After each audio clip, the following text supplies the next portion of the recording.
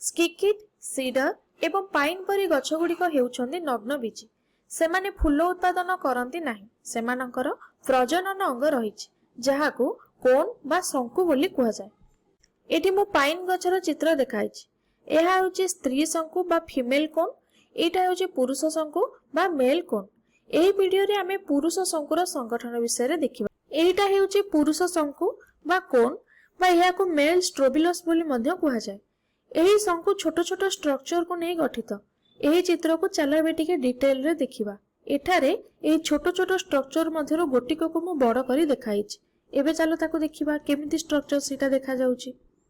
एही छोट छोट स्ट्रक्चर मध्यरो मु गोटिक को एठी बड़ करी कि देखाइछि देखो। तो एही चित्र को कोन कुहा जाय ना रेणु पर्ण बोली कुहा जाय। पर्ण माने कोन ना पर्ण माने हेउछि पत्र। एहाकू रेणु पर्ण बा पत्र बोली कुहा जाय थाय। एहाको मध्य इंग्रजी रे स्पोरोफिल बोली कुहा जाय थाय हैला। तो एहा एक पत्र बा एहाको हमें कहि परिबा गोटे मॉडिफाइड लीफ परी एहा काम करि थाय। तो एहा कोन करे ना स्पोर बा रेणु तयारी रे सहाय्य करि थाय। तो एही रेणुपर्ण मध्य रे एमिति एक देखो हळदिया रंगर गोलाकार स्ट्रक्चर अछि जहाको कोन कुहा जाय थाय ना रेणु पेटी बोली कुहा जाय थाय। एवं एई जो छोट छोट बिंदु अछंती एमानकु कोन कुहा जाय ना रेणु बोली कुहा जाय थाय। एइठी गोटे कथा मन रखिबो कि पुरुष रेणु गुडी को आमे सूक्ष्म रेणु बोली कहि थाउ। काहे कि ना एहा स्त्री रेणु मानक ठारो बहुत छोट। देखो मु एठी चित्र करूची। एइठा होची कोन पुरुष रेणु। देखो केते छोट। एहाको आमे पुरुष रेणु कहबा बा सूक्ष्म रेणु कहि परिबा। तो ता तुलना रे मु स्त्री रेणु देखैबी। देखो एठी बहुत बड़ साइज रे सीटा थाए। एहाको महारेणु कुहा जाय बा स्त्री रेणु बोली कुहा जाय थाए।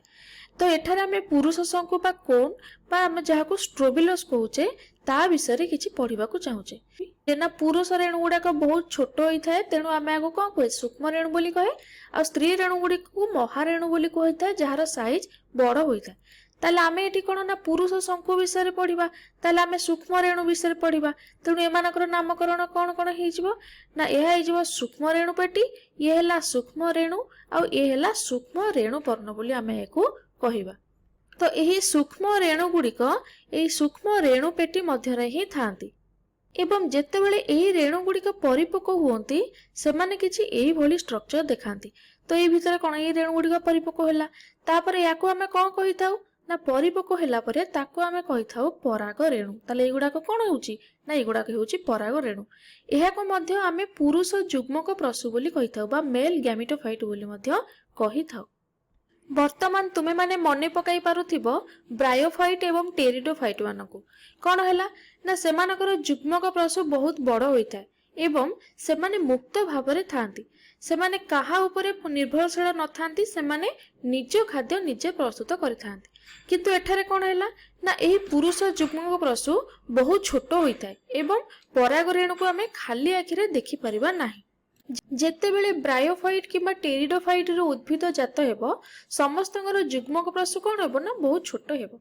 किंतु जेतेबेले नग्न बीज रो जुग्मक प्रसु जात हेबो ता ठारू आहुरी छोट हेबो। एमिति कहि परिबा कि ता बहुत बहुत बहुत छोट हेबो। खाली छोट नुहे एमाने संपूर्ण रेणु प्रसु उद्भिद बा स्पोरोफाइट उपरे निर्भर करिथांती।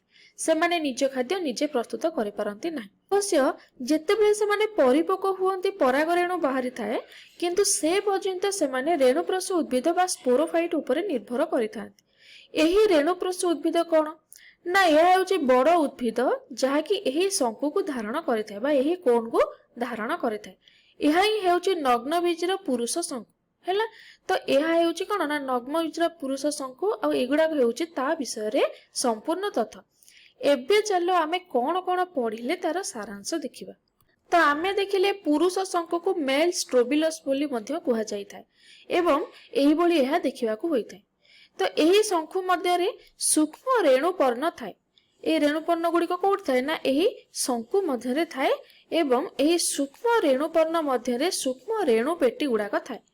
एहा हळदिया कलर गोलाकार स्ट्रक्चर होई थाए जहाको आमे रेणु थळी बा स्पोर सैक बोली मध्य कहिताउ। एवं एही सूक्ष्म रेणु पटिका मध्य रे जो बिंदु बिंदु थाए ताहा परिपक्व हैला परे हमु कोन ना पराग रेणु देई थाए जहाको आमे पुरुष जुग्मक प्रसु बोली मध्य कहिताउ।